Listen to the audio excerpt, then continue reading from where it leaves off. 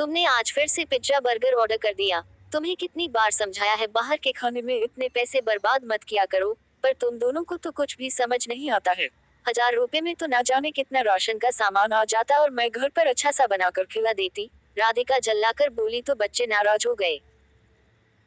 Mummy, आप तो हर चीज के लिए टोकती रहती है। ज्यादा खर्चा मत करो, हर वक्त बस पैसा और पैसा ही करती है। क्या करोगी इतना पैसा बचा कर? हमारी भी तो कोई ख्वाहिशें हैं, कभी तो बाहर के खाने की भी इच्छा होती है, पर आपको तो बाहर खाना ही फालतू लगता है। रिया ने दो टूक जवाब दिया। रोहन भी रूठ कर चला गया। दोनों बच्चों की नाराजगी झेल रही राधिका की आंखें भर आईं। क्या करती, कमाने वाली वो अकेली ही तो थी। एक तो इतनी महंगाई, उस पर खर्च रुकते ही नहीं है। नयन तो बीच मंझधार में अचानक छोड़कर चले गए। पिछले 2 सालों से वो दोनों बच्चों की जिम्मेदारी संभाल रही है।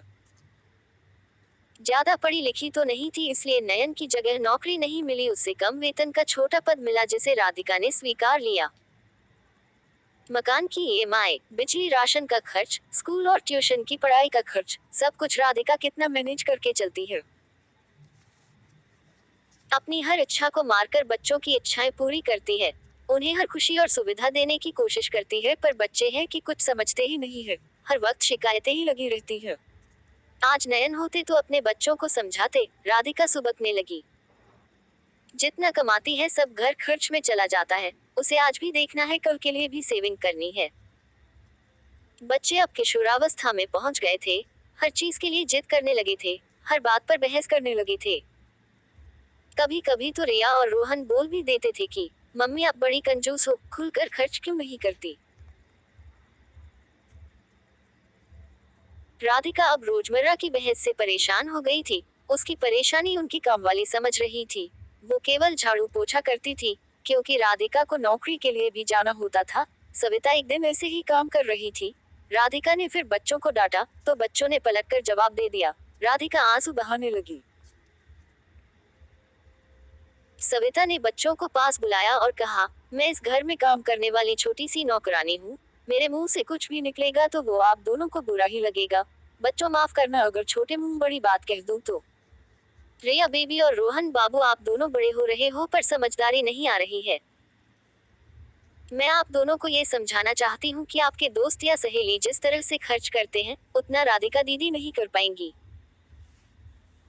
तभी राधिका बोलती है, हाँ क्योंकि उनकी और मेरी सैलरी में बहुत फर्क है। मैं रुपया बचाती हूँ ताकि भविष्य में हमें किसी के सामने हाथ नहीं फैलाना पड़े। तुम्हारे पापा नहीं है और तुम्हारी मम्मी बहुत ज्यादा कमाती नहीं है। हमारे खर्च की कुछ सीमा निर्धारित है। हमें जितनी चादर हो उतना ही पैर पसारना चाहिए, क्योंकि मैं कमाने वाली अकेली हूँ और बहुत ज्यादा भी नहीं कमाती हूँ।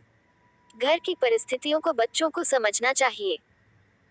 अब तुम्हें समझदार बनना होगा। जब तुम दोनों ही सहयोग नहीं करोगे तो मैं अच्छे से घर और बाहर नहीं संभाल पाऊंगी। तुम्हें ये बात समझनी होगी और ये सच्चाई भी है। जब तुम दोनों अच्छा कमाओगे तो फिर अपनी इच्छाओं की पूर्ति करना। तुम दोनों की माँ तुम दोनों की जरूरतें पूरी कर सकती है, हर इच्छा को पूरी नहीं कर पाएगी।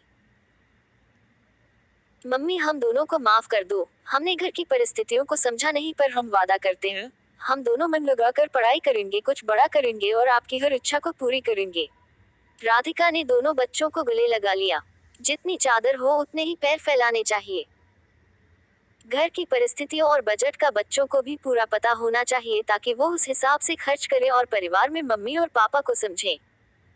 बच्चों को भी एहसास होना चाहिए कि मम्मी पापा ने उन्हें कितनी मुश्किल से पाला है। छोटे मुंह बड़ी बात।